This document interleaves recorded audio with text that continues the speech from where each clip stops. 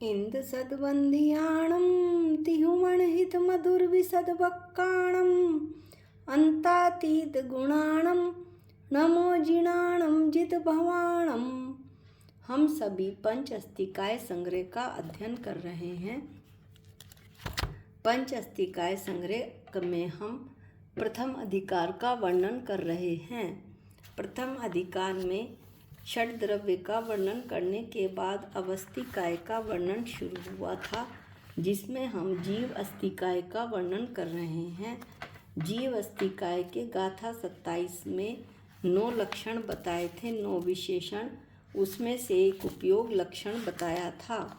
उसी उपयोग लक्षण पे हमारी चर्चा चल रही है कि जीव उपयोग लक्षण वाला है, यानी उसमें जानने देखने का परिणाम है, परिणमन रूप शक्ति है, जानता और देखता है। ये उपयोग हमने आगे गाथा में पढ़े थे, 2 प्रकार के हैं, ज्ञानोपयोग और दर्शनोपयोग। अब हम ये पढ़ रहे हैं कि ज्ञान व जीव का संबंध, ज्ञान व ज्ञानी, ज्ञान व आत्मा, ज्ञान व जीव एक ही बात है। जीव, आत्मा और ज्ञानी का संबंध कैसा है, यह अब बताया जा रहा है। गाथा 47 में बताया था कि धन वाले को धनी कहते हैं और ज्ञान वाले को ज्ञानी कहते हैं। पर धन वाला जो है और धन और धनी अलग अलग प्रदेश वाले हैं, लेकिन ज्ञान ज्ञानी के प्रदेश अलग अलग नहीं हैं, एक ही प्रदेश है। इसी बात को आचार्य आगे बढ़ाते हैं कि यदि ज्ञान और ज्ञानी भिन्न पदार्थ हों तब क्या होगा। उन्होंने यह बात गाथा 48 में उठाई है। हम गाथा पाठ करते हैं। नाणी नाणम च सदा अत्थन तरिदा दु अणमणस्स दोणहम आचेदणतम पसजदि सम्मम जिणा व मदम। अन्व्यार्थ पढ़ते हैं। राणी यदि ज्ञानी, ज्ञानी यानी आत्मा, च और, नाणम ज्ञान, सदा सदा, अणमणस्स परस्पर, अर्थंतरिदा दु अर्थांतरभूत भिन्न पदार्थभूत हों तो दोणहम दोनों को, आचेदनतम पसजदि अचेतन पने का प्रसंग आ जाएगा, सम्मम जिणा व मदम जो कि जिनों को सम्यक प्रकार से असम्मत है। क्या कहना चाहते हैं आचार्य कि ज्ञानी और ज्ञान और ज्ञानी को यदि भिन्न पदार्थ मान लिया जाए तो दोनों ही जड़ हो जाएंगे, और यह बात जिनेन्द्र देव के मत से बाहर है। जिनेन्द्र देव को, अनंत भगवान को यह बात मान्य नहीं। इस बात का बड़ा ही सुंदर एक्सप्लेनेशन अमृतचंद आचार्य ने टीका में किया है। टीका भी आप ध्यान से सुनिएगा और शास्त्र लेके पढ़िएगा तो आत्मा आनंद से भर जाएगी। टीका पाठ करते हैं। द्रव्य और गुणों को अर्थांतर पना हो तो यह निम्न अनुसार दोष आएगा। यदि द्रव्य और गुण आपस में भिन्न भिन्न हो जाएं तो क्या दोष आएगा, यह बताते हैं गाथा टीका 48 में। यदि ज्ञानी आत्मा, ज्ञानी यानी आत्मा, ज्ञान से अर्थांतरभूत भिन्न पदार्थ हो जाए तो आत्मा अपने करण अंश बिना, हमने जो ये गाथा पिछली पढ़ी थी उसमें हमने 6 विभक्तियां पढ़ी थी। गाथा 46 में कर्ता, कर्म, करण, संप्रदान, अपादान, अधिकरण, संबंध काके की, तो इसमें जो हमें 2 विभक्ति चाहिए, 3 विभक्ति, कर्ता, कर्म और करण। करण का मतलब था साधन। तो क्या कहना चाहते हैं अमृतचंदाचार्य कि ज्ञानी आत्मा ज्ञान से अर्थांतरभूत भिन्न पदार्थ हो जाए तो आत्मा अपने करण अंश के बिना यानी कि ज्ञान के बिना ज्ञान आत्मा का जानने का साधन है, तो उसके बिना वो कैसा हो जाएगा। दृष्टांत देते हुए अमरचंद आचार्य कहते हैं कि कुल्हाड़ी रहित देवदत्त की भांति एक लकड़हारा है जिसका नाम देवदत्त है। उसके पास एक कुल्हाड़ी है, वो कुल्हाड़ी घर में छोड़ आया है, कुल्हाड़ी से रहित है। अब वो जंगल में क्या करे। तो वही बताते हैं कि करण का व्यापार करने में असमर्थ हो जाएगा। यानी कि करण का व्यापार का मतलब है साधन का कार्य। साधन यानी देवदत्त का साधन क्या है, कुल्हाड़ी। कुल्हाड़ी का कार्य वो नहीं कर पाएगा, यानी कि पेड़ कैसे काट पाएगा। इस तरह से वो पेड़ काटने में असमर्थ हो जाएगा। कौन, लकड़हारा देवदत्त। इसी तरह से आप बताते हैं आचार्य कि व्यापार करने में असमर्थ होने से ना चेतता हुआ जानता हुआ अचेतन ही हो जाएगा। कौन, आत्मा। अपने करण अंश के बिना किसकी बात चल रही थी, आत्मा की। कि आत्मा अपने ज्ञान के बिना, जो ज्ञान इसी ज्ञान से वो जानता है, उसके बिना वो जानेगा नहीं। तो जानेगा नहीं तो अन्य 5 द्रव्यों की भांति वो जड़ ही हो जाएगा। और सुंदर खुलासा सुनिए, आत्मा करता है और ज्ञान करण है, यानी ज्ञान साधन है और आत्मा करने वाला है। यदि आत्मा ज्ञान से भिन्न ही हो तो आत्मा साधन का व्यापार अर्थात ज्ञान का जो कार्य है, जानने का कार्य है, वो उसमें वो करने में असमर्थ हो जाएगा। उसे यानी कि असमर्थ होने से वो जान ही नहीं सकेगा। इसलिए आत्मा कैसा हो जाएगा, अन्य 5 द्रव्यों की भांति उसमें अचेतनत्व यानी जड़पना आ जाएगा। इस तरह से मेरे में जानने और देखने की शक्ति है। मैं सभी द्रव्यों से भिन्न निराला हूँ, लेकिन मैं इस बात की श्रद्धा तो करूँ, श्रद्धा करने के साथ साथ यह भी देखूँ कि ये जो मेरा उपयोग है, ये जो मुझे साधन मिला है जानने का, कहाँ मैं उसे भगा रहा हूँ। क्या मैं अपने उपयोग को जानने देखने की शक्ति को बाहर भगा रहा हूँ, बाहर की वस्तुओं में मेरा ध्यान है, या मैं अपने आत्मा अपने स्वभाव में लगा रहा हूँ। ये ज्ञान जो मुझे मिला है, जो जानने देखने की शक्ति मनुष्य भव में मिली है, वो अपने कल्याण के लिए ही मिली है कि मैं अपनी आत्मा को जानूं।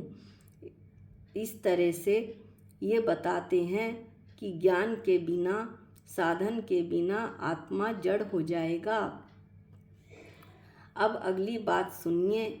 यदि ज्ञान, अब तो बताया था कि ज्ञान से आत्मा पृथक हो जाए, अब कहते हैं कि यदि ज्ञान ज्ञानी से आत्मा से अर्थांतरभूत हो जाए, यानी आत्मा से ज्ञान अलग हो जाए, तो क्या होगा। तो ज्ञान अपने कर्त अंश के बिना, ज्ञान अपने कर्ता के बिना, यानी आत्मा के बिना, ज्ञानी के बिना कैसा हो जाएगा। दृष्टांत देते हुए आचार्य बताते हैं, जैसे देवदत्त है, देवदत्त रहित कुल्हाड़ी की भांति देवदत्त एक लकड़हारा है। वो घर में रह गया। पहले दिन उसकी कुल्हाड़ी पेड़ के पास छूट गई, तो क्या कुल्हाड़ी अपने आप पेड़ काटना शुरू कर देगी? नहीं, कभी नहीं, ये संभव ही नहीं है। इसी तरह से आचार्य कहते हैं, अपने कर्ता का व्यापार करने में असमर्थ होने से ना चेतता जानता हुआ अचेतन ही हो जाएगा। किसकी चर्चा चल रही है? ज्ञान की चर्चा चल रही है कि ज्ञान आत्मा से अलग हो जाए तो क्या होगा। कर्ता का व्यापार का और अच्छा एक्सप्लेनेशन हम करते हैं। कर्ता का व्यापार यानी कर्ता का क्या कार्य। ज्ञान कारण है, साधन है, और आत्मा करता है। आत्मा कर्ता इस ज्ञान साधन से ही जानता है। यदि ज्ञान आत्मा से भिन्न हो जाए तो ज्ञान कर्ता का व्यापार अर्थात जो जानने का कार्य है, आत्मा का कार्य करने में असमर्थ हो जाने से यानी आत्मा जानने का कार्य नहीं कर पाएगी, असमर्थ हो जाएगा। आत्मा अपना कार्य करने में जान ही नहीं सकेगा। जब वो जान ही नहीं सकेगा तो उसमें चेतनपने का अभाव हो जाएगा। चेतनपने का अभाव होते ही ज्ञान को अचेतनपना आ जाएगा, क्योंकि वो आत्मा का कार्य करने में असमर्थ हो गया है। वो ज्ञान जो है वो जान नहीं पा रहा है। ज्ञान आत्मा से भिन्न होते ही जान नहीं पाएगा तो ज्ञान अजड़ हो जाएगा, जो संभव ही नहीं है। इस तरह से आत्मा कैसे जड़ होएगी और ज्ञान कैसे जड़ होगा, ये बहुत अच्छे तरीके से इसमें आचार्य ने बता दिया है। अब हम आगे टीका फिर पढ़ते हैं। पुनिश्चय करके आचार्य कहते हैं कि युतसिद्ध ऐसा ज्ञान और ज्ञानी को, ज्ञान और आत्मा को संयोग से चेतनपना हो ऐसा भी नहीं है, क्योंकि निर्विशेष द्रव्य और निराश्रय गुण शून्य होते हैं। इस लाइन का क्या मतलब हुआ, हम अच्छी तरह से पढ़ते हैं और समझने की कोशिश करते हैं। युत सिद्ध का मतलब समझते हैं, जो जुड़कर सिद्ध हुए हों, समवाय से संयोग से सिद्ध हुए हों, यानी कि गोंद से किसी ने दो पदार्थों को जोड़ दिया हो। जिस प्रकार लकड़ी और मनुष्य पृथक होने पर भी लकड़ी के योग से मनुष्य लकड़ी वाला होता है। लकड़ी और मनुष्य अलग अलग हैं, उनके प्रदेश भी अलग हैं, वो दो अलग अलग पदार्थ द्रव्य हैं, लेकिन जब लकड़ी का योग होता है मनुष्य लकड़ी वाला कहलाने लगता है।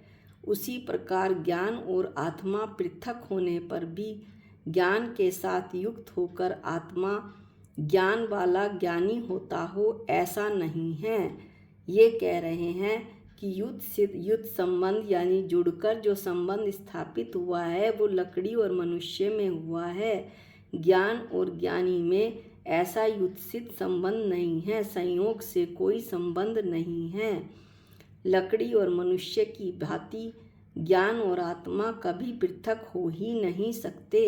दोनों के प्रदेश एक हैं, एक ही द्रव्य है। जहाँ ज्ञान है वहाँ आत्मा है, जहाँ आत्मा है वहाँ ज्ञान है। दोनों में अविनाभावी संबंध है। अब आगे कहते हैं कि विशेष रहित द्रव्य हो ही नहीं सकता, अर्थात विशेष रहित क्या कि गुणों के बिना द्रव्य हो ही नहीं सकता। हमने गाथा 47 में पढ़ा था कि गुणों के समूह को द्रव्य कहते हैं। जब गुण खत्म हो गए तो गुण ही नहीं रहे तो समूह कहाँ से, और समूह नहीं तो फिर द्रव्य कैसा। इसलिए ज्ञान रहित आत्मा कैसा, यानी कि गुण के बिना आत्मा कैसा, उसका कोई अस्तित्व ही नहीं है, आत्मा का ही अभाव हो जाएगा। और साथ ही आगे आचार्य कहते हैं आश्रय बिना गुण हो ही नहीं सकता। ये भी हमने पिछली गाथा में पढ़ा था कि गुण किसी ना किसी के आश्रय से रहते हैं, यानी गुण द्रव्य के आश्रय से रहते हैं। इसलिए आत्मा के बिना ज्ञान किसके आश्रय से रहेगा, ये बात आती है। इसलिए लकड़ी और लकड़ी वाले की भांति ज्ञान और ज्ञानी का युत सिद्धपना घटित नहीं होता है। युत सिद्धपना यानी संयोग से सिद्ध हुए हों, जो ज्ञानी और ज्ञानी जैसे किसी ने गोंद से चिपका दिया हो ऐसा युत सिद्धपना घटित नहीं होता है। अब आगे इस बात को कहते हैं कि युत सिद्ध ऐसा ज्ञान और ज्ञानी को गोंद की तरह नहीं जोड़ा गया है।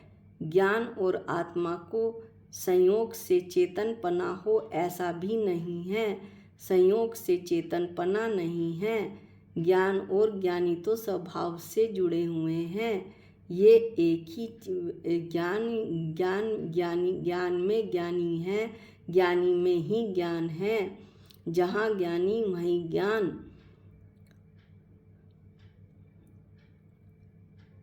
ऐसा नहीं है कि कुल्हाड़ी देवदत्त छोड़कर आ गया तो जो ज्ञानी है यानी आत्मा है वो भी अपने ज्ञान को छोड़ के आ जाए।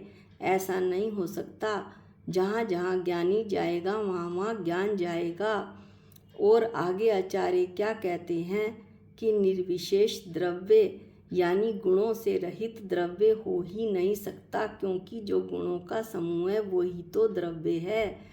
और निराश्रय गुण शून्य होते हैं, यानी द्रव्य गुण जो हैं किसी न किसी के आश्रय से रहते हैं। तो जब वो द्रव्य के किसी न किसी यानी द्रव्य के आश्रय से गुण रहते हैं तो द्रव्य के बिना गुण कैसे गुण शून्य हो जाएंगे। इसलिए इसमें बताया कि द्रव्य और गुणों को भिन्नपना आने पर क्या दोष आएगा। यह दोष आएगा कि जो दोनों में आचेतनपना आ जाएगा। ये आचेतनपना जो है वो अनंत भगवान के ज्ञान से के मत से बाहर है। ये बात मैं जीव द्रव्य ही एक ऐसा हूँ जिसमें ज्ञान है। मैं अपने ज्ञान, अपनी विशेषता, अपने जानने देखने की शक्ति को समझूं और उसका उपयोग कहाँ और कैसे करना है। मुझे क्या जानना और देखना है? क्या मुझे पूरा विश्व जानना और देखना है? नहीं, मुझे तो केवल अपनी आत्मा को ही जानना देखना है। और ये भावना भानी है कि मैं अपनी आत्मा पे अटूट श्रद्धा करूं। मुनि तो कई बार बना, कई बार मैंने शास्त्र पढ़े, कई बार मुझे जैन धर्म का समागम मिला, पर मेरे कार्य की सिद्धि नहीं हो पाई। कोई ऐसा भव मुझे प्राप्त हो जहाँ मेरे कार्य की सिद्धि हो और मैं उस अपने निश्चय रूप से सिद्ध सब जो निश्चय रूप से मेरी आत्मा का स्वभाव सिद्ध स्वभाव है उसको प्राप्त करूं। अनंत चतुष्टय का मैं भी धनी बनूं, निराकुल सुख का आनंद लूं। आकुलता वाले सुख को तो मैं भोगी रहा हूँ अनादिकाल से, भोग भोग के भी मैं थका नहीं। इसी भावना के साथ आज का वीडियो हम यहीं समाप्त करते हैं और गाथा 49 का जो वीडियो है वो अगले जो गाथा 49 है वो अगले वीडियो में पढ़ेंगे। आज के लिए इतना ही। निज निधि निज में बताई ये अनंत उपकार है, इसके लिए जिन वाणी माँ को वंदनानंत बार है, वंदनानंत बार है। सबको जय जिनेंद्र।